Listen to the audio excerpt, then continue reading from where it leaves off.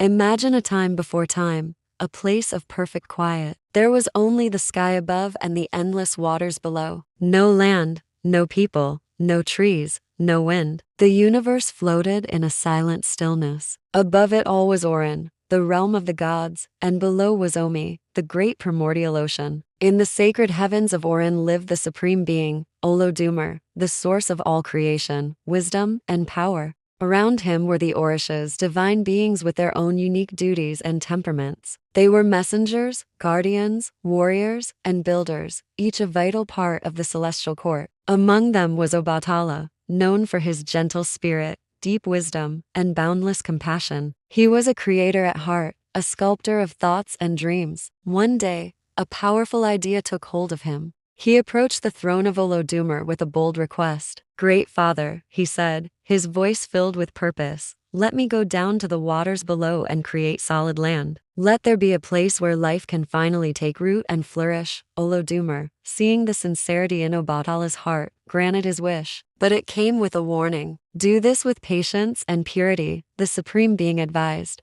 "The world you shape must be forged with care, for it will be the foundation for all that is to come." To aid him in this monumental task, Olodumare gave Obatala a set of sacred tools. First, a golden chain, long and strong enough to reach from the heavens down to the waters. Next, he was given a small snail shell, but instead of a creature, it was filled with sacred, dark earth. He also received a white hen with 5-toed feet, a black cat, and a single palm nut. These simple gifts held the power to change everything, to bring a world out of nothingness. With these items clutched tightly, Obatala began his descent. He hooked the golden chain to the edge of the sky and started climbing down, leaving the divine realm of Orin behind for the vast, empty expanse below. Down and down he went, the chain stretching for what felt like an eternity. Finally, he neared the surface of the great waters. Hanging just above the endless ocean, he took the snail shell and carefully poured the sacred earth onto the water. It didn't sink or dissolve. Instead,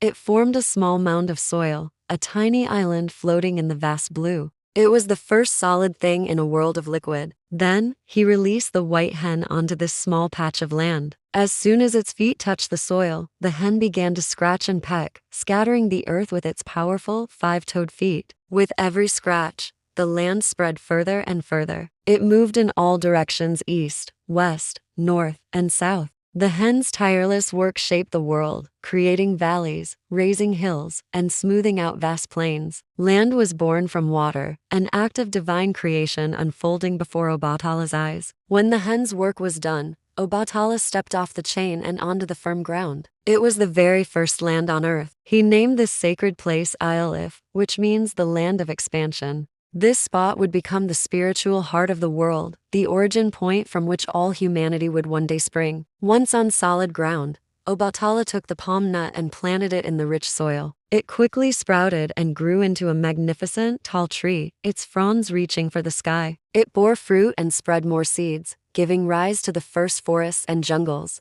This was the beginning of all vegetation, providing shade, nourishment, and life. The black cat, his silent companion, stayed by his side, a quiet witness to the birth of a new world. The land slowly began to breathe, ready for the next stage of creation, ready for life. But as Obatala looked upon the world he had helped shape, a feeling of pride swelled within him. He had brought land from water, and forests from a single seed. He grew restless, his ambition stirring. He wanted more. He didn't just want to create the land. He wanted to create the beings who would walk upon it. And it was this desire, this spark of creative pride, that would soon lead him to make a grave and fateful mistake. After shaping the mountains, carving the rivers, and planting the first trees, the great Orisha Obatala looked upon the new world and felt something was missing. He decided to create beings in his own image, beings who would walk this land and call it home. So, he knelt down, took a handful of rich, dark clay, and began to sculpt. With incredible care and precision, he molded the first humans. He shaped their limbs, carved their faces, and laid each delicate figure out in the sun to dry. He worked for days and nights, crafting people of all shapes and sizes, some tall, some short, some broad, some lean. Each one was a unique masterpiece, a testament to his artistry. But the work was long, and the sun was hot. Feeling weary, Obatala reached for a gourd of palm wine to quench his thirst and ease his fatigue. He only meant to have a sip, but one sip turned into another, and soon, the wine clouded his mind. His hands, once so steady, became clumsy, his vision blurred. In his drunken state, he continued to sculpt. But his creations were no longer perfect. He twisted limbs into unusual shapes, bent spines, and distorted faces.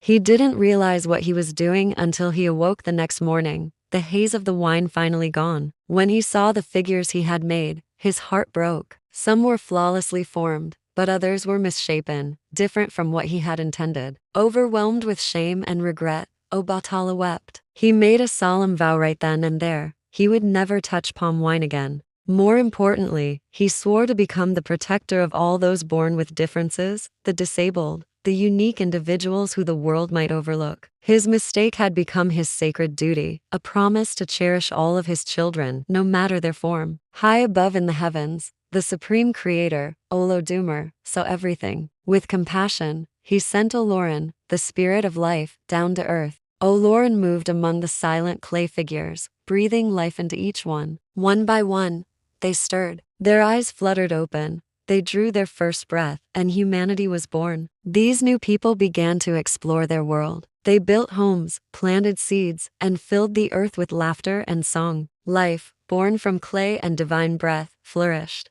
But the earth was still young, a fresh canvas where life had just begun to sprout. But high above in the heavens, not all was peaceful. A storm of jealousy was brewing. Oduduwa, a deity of immense ambition and fiery spirit, watched from afar as his brother, Obatala, molded the world. He respected Olodumare, the supreme being, of course. But deep down, he felt the grand task of creating the earth and shaping human destiny should have been his. He saw Obatala's great mistake, the drunken molding of humans, not just as a slip-up, but as a sign of profound weakness. To Oduduwa, leadership demanded unwavering strength, a clear vision, and perfect order. Anything less was failure. Driven by this conviction, Oduduwa made a monumental decision. He would descend to earth and seize control. He gathered his own sacred tools, a bag of sand, a five-toed chicken, and a heart filled with fierce determination. He descended the same golden chain that Obatala had used and landed on the soft, unformed earth. His destination was a specific, sacred place that would come to be known as Ile Ife. Without waiting for a blessing from his brother or anyone else,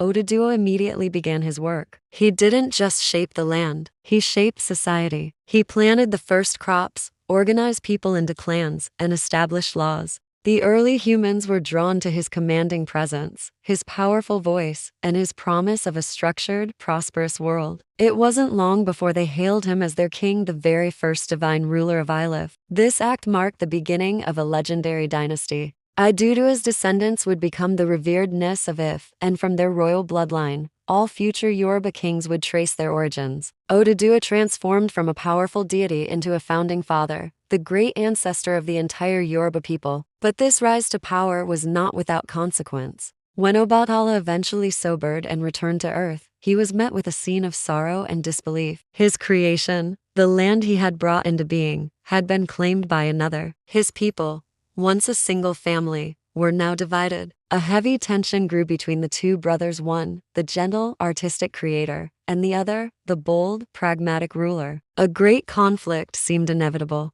However, a war between gods was not what Olodumare had intended for the new world. The supreme being intervened, reminding both Obatala and Oduduwa that their purposes were different, yet equally vital. They were not meant to be rivals, but two sides of the same divine coin. Obatala's role was reaffirmed. He would forever be the protector of creation, the guardian of purity and ethics, and the patron of those born with physical challenges, a reminder of his own past mistake. Oduduwa, in turn, was recognized as the founder of kingship, the bringer of social order, and the architect of civilization and governance. The earth now rested on two mighty pillars, the gentle hand of creation and the firm hand of leadership. This divine balance became the foundation of the Yoruba world, a civilization guided by both compassion and strength. Obatala's spirit ensured that morality and creativity would always have a place, while Oduduwa's legacy ensured that society would be organized, strong, and prosperous. But the story was far from over. This was just the beginning. From Oduduwa's reign would come 7 powerful children, each destined to leave Ile Ife and found their own great kingdoms. Through their journeys and their legacies, the rich tapestry of the Yoruba civilization would spread far and wide, carrying the dual spirits of creation and order across the land. As the kingdoms of Oduduwa's children flourished, so did their pride. The Oyo Empire grew mighty, its legendary cavalry feared all across West Africa. The Ijebu became a powerhouse of wealth and commerce, their trade networks stretching far and wide. The kingdom of Benin stood tall, a beacon of bronze and artistic brilliance. But with greatness came a dangerous shadow, rivalry. And with rivalry came the first cracks in the divine order established at the dawn of time. Whispers of supremacy started to fill the grand palace halls. Kingdoms that were once bound by shared blood and a common destiny began to look at each other with suspicion. They started to ask dangerous questions. Who is the greatest among us? Who truly deserves to rule over the others? The peace that had defined their beginnings slowly gave way to intricate political games, heartbreaking betrayals, and the quiet, simmering conflicts that often precede open war. And through it all, the gods remained silent. It seemed as though they were watching, waiting, because even within the brewing chaos, there was a hidden purpose. While his brothers pursued power, Obatala, the gentle creator, remained in the sacred city of Ile Ife. He didn't build armies or hoard gold. Instead, he dedicated himself to guiding those who were often forgotten by society: the lame, the outcasts, the quiet souls. His temples became sanctuaries, standing as timeless reminders of humility, compassion, and the sanctity of all creation. Before Oduduwa, the great patriarch, passed from the world of the living, he witnessed the scattering of his children. He saw their kingdoms grow strong, clash, and compete. And in that final vision, he understood a profound truth. The true legacy wasn't about power or dominance. It was about endurance. It was about the resilience of a people united by something deeper than politics.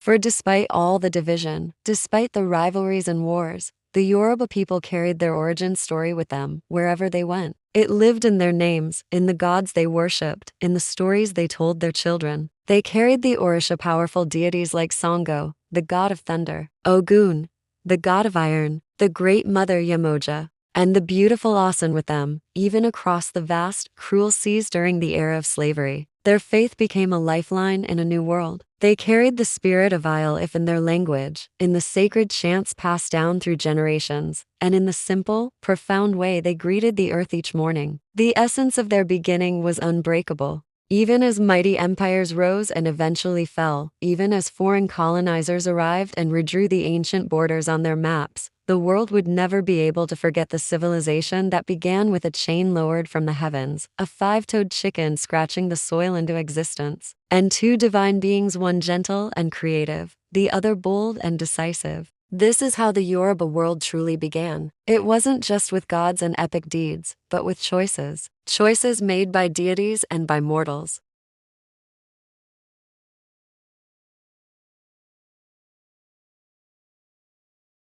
It was whispered under the soft moonlight, chanted with passion at vibrant festivals, painstakingly carved into wood and bronze. And now, here, it is being told once again. Thank you so much for joining me on this journey into the heart of Yoruba mythology. If you found this story as fascinating as I do, please hit that like button, subscribe for more tales from history and myth, and share your thoughts in the comments below. Until next time, stay curious.